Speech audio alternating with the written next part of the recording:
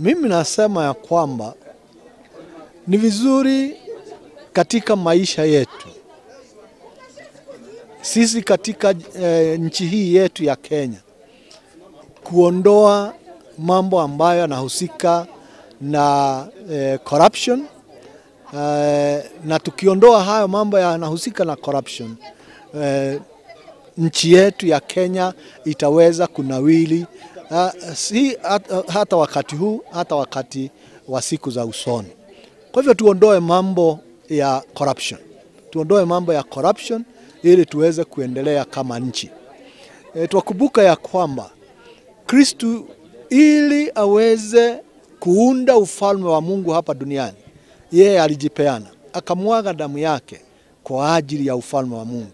Kwa nini sisi watu wa Kenya, viongozi wa aina yote, wa dini na pia wa serikali,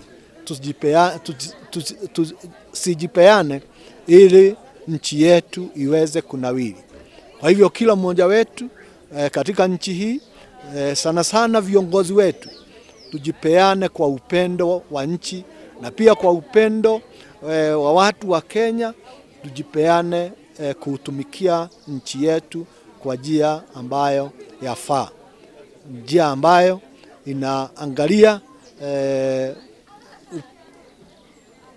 mambo mazuri ya nchi yetu au mambo mazuri ya kila mmoja wetu katika nchi hii yetu ya Kenya. Okay.